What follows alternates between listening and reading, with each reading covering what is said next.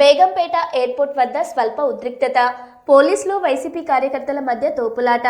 అక్రమాస్తుల కేసులో CBI court ముందు హాజరయ్యేందుకు Begumpet airport కి చేరుకోనున్న జగన్మోహన్ రెడ్డి. దీంతో భారీగా చేరుకున్న కార్యకర్తలు, అభిమానులు. కాసేపట్లో నాంపల్లి కోర్టుకు ఏపీ మాజీ CM YS Jaganmohan Reddy. Court వద్ద పోలీసుల కట్టుదిట్టమైన చర్యలు.